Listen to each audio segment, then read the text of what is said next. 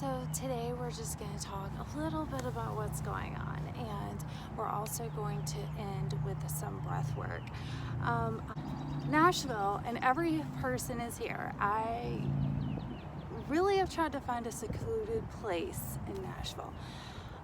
Obviously that's not happening, so there's like people all around me, but anyway, it's as secluded as it can be, being that no one can go anywhere. So we're just going to talk a little bit about how to combat fear when you're in a panic driven, fear-based society. How do you combat that? How do you put in positive things so it's not rubbing off on you? What are things that you can do while you're at home to give yourself just that time that you need to process? And what should you be doing? What can you be? What will not negatively contribute to the situation, but that will positively contribute to the situation? And there are definitely some steps and actions that you can take. One thing that I found very, very helpful is meditation. So I've been just sharing meditational tools with you guys, breathwork tools with you guys, so that you can take that piece of information into your homes and kind of process, everything that's going on. If you've never done meditation, this is a wonderful, beautiful practice. It's something that you can do to recenter yourself. How do you work on your best self and on your mindset when you are in your house, when there is fear coming at you from all sides? And there are definitely things that you can do. Number one of the things I'm doing is I'm limiting the amount of time that I'm consuming the news and media. So I give myself 2 hours a day. For some that may be a lot, for some that may be a little. The first hour I'm using my home or just random little bits of information that will be useful and helpful to me. The second time is another hour in the evening, so then I kind of don't feel completely disconnected. I did get the information of the day, but throughout the day I'm not allowing a constant stream of that information to overtake me. And these are things that I do regardless, all the time. These are just practices that I use in my own life that I find very beneficial.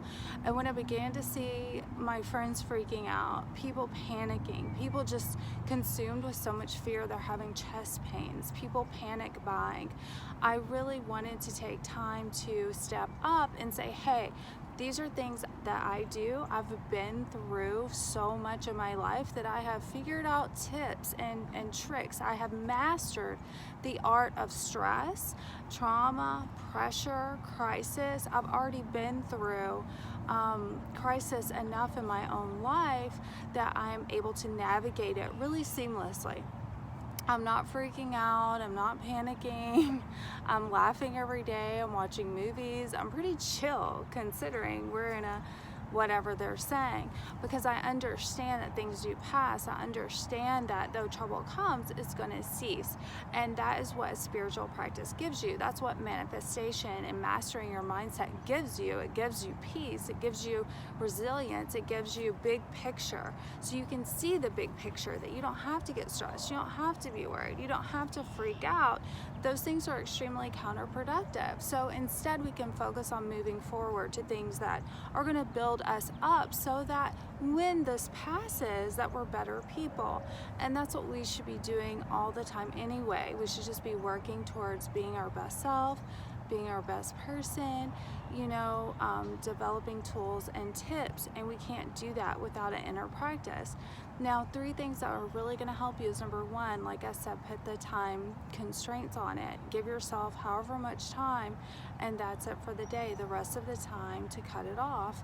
Number 2 is to develop 5, 10, 15 minutes every day to prayer, meditation, or journaling when you first wake up. If you do this when you first wake up, it's done. It kind of sets the theme for the day. I have another video that's called Morning Mindset that just ironically, and there's people walking around holding hands staring at me. I'll tell y'all.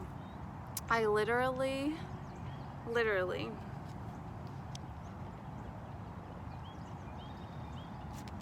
fell down a muddy hill getting here. I'm just telling you. My slides are right there and they're trash. I have mud on my pants.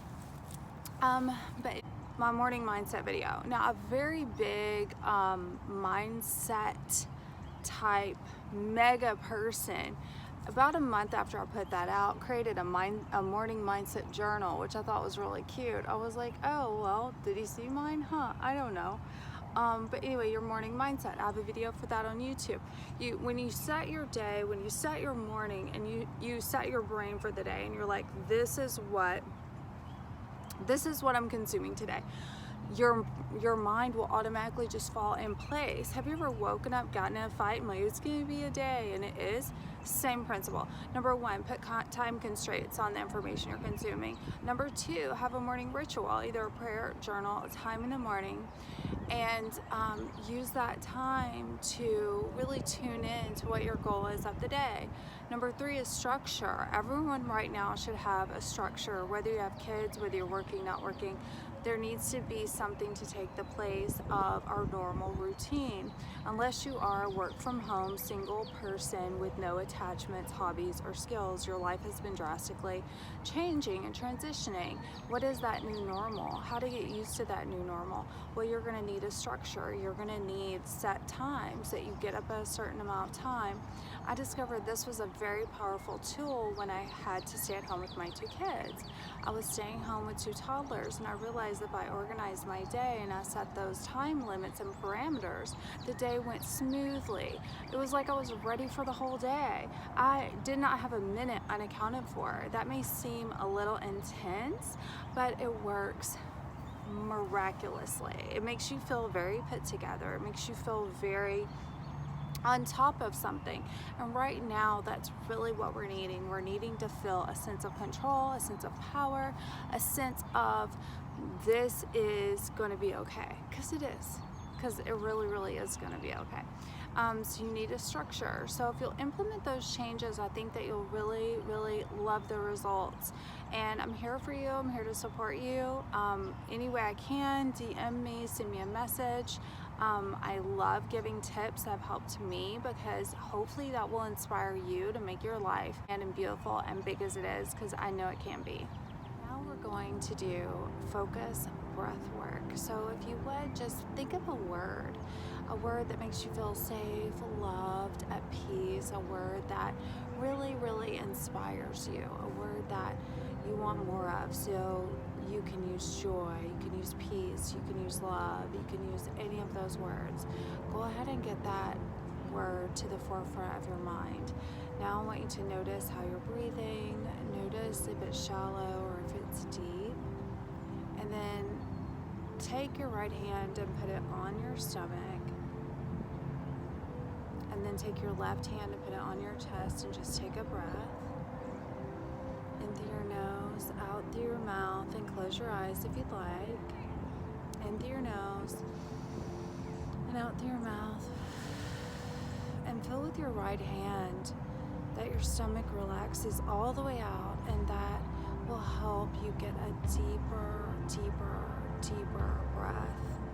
Again, take a deep breath and let your stomach go all the way out.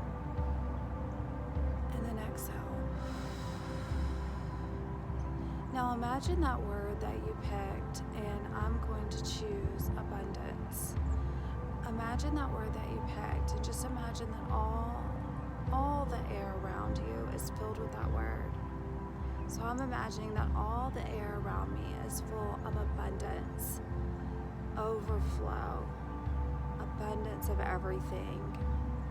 And just that blue radiant light of abundance is all around me. And I'm going to take in a deep breath.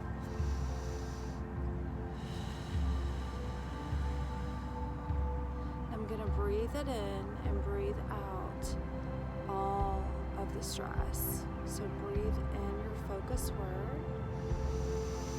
And imagine it going all the way down to the soles of your feet, holding it all in, and then exhale stress. We're going to do that 3 more times. Breathing in and breathing out. Breathe in your word and breathe out the stress of the past week. Breathe in your word And breathe out the stress of the last week. And now take your hands gently together and just rub them. And this is generating some of that good energy, some of that good heat. And just shake that off all around you. So I hope this meditation made you feel lighter and better, and that just taking time to recenter today and taking some time with me made your day a little bit less stressful and more joyful. It's my pleasure to always share tips with you guys. I love you so much. Everyone stay safe. You can follow me, Nashville Misty, on all socials for more meditation, inspiration, and some wild fun during these times to distract you. Love you guys. Bye.